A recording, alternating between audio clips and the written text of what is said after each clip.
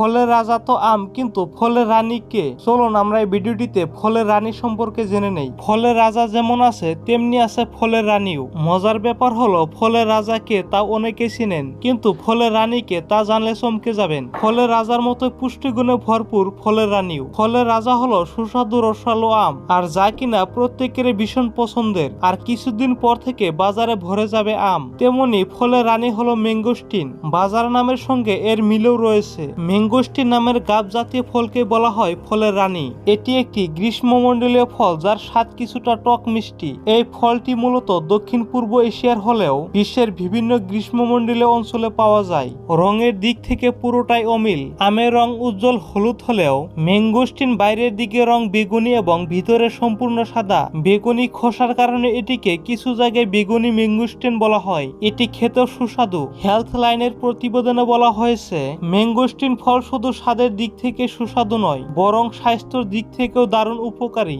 Mangosteen একটি কম ক্যালোরিযুক্ত ফল। এতে অনেক প্রয়োজনীয় পুষ্টি রয়েছে। ম্যাঙ্গোস্টিনে protein, vitamin C, B1, B2, B9, copper এবং ম্যাগনেসিয়ামের মতো প্রয়োজনীয় পুষ্টি উপাদান রয়েছে। এই ফলটিতে 3.5 গ্রাম ফাইবার এবং 1 গ্রাম ফ্যাট রয়েছে। ম্যাঙ্গোস্টিনে উপস্থিত ভিটামিন এবং খনিজগুলো ডিএনএ গঠন, পেশি সংকোচন, ক্ষত নিরাময় সহ অনেক শারীরিক ক্রিয়াকলাপ বজায় রাখার জন্য অপরিহার্য।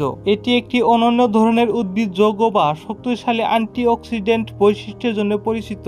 গবেষণায় প্রমাণিত ম্যাঙ্গোস্টিন উপস্থিত অ্যান্টিঅক্সিডেন্ট বৈশিষ্ট্যগুলি anti inflammatory, anti cancer, anti aging এবং অ্যান্টি ডায়াবেটিক প্রভাব বাড়াতে পারে। কিছু গবেষণায় আরও দাবি করা হয়েছে যে এই ফল ওজন কমাতেও সাহায্য করে। ডায়াবেটিস রোগীদের থেকে আমাদের দূরে রাখার পরামর্শ দেওয়া হলেও এই ফলের রানীর মধ্যে রক্ত শর্করার মাত্রা নিয়ন্ত্রণ করার বৈশিষ্ট্য রয়েছে, যা ডায়াবেটিস রোগীদের জন্য বিরাট উপকারী।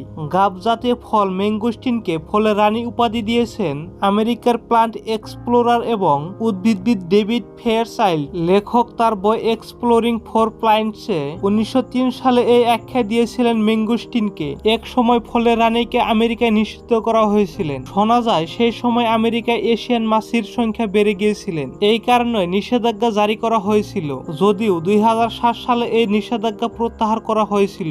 বন্ধুরা, যদি ভিডিওটি ভালো লাগে থাকে তাহলে লাইক করবেন, শেয়ার করবেন, আর চ্যানেলটিতে নতুন এসে থাকলে সাবস্ক্রাইব করে বেল নোটিফিকেশন অন করে রাখবেন।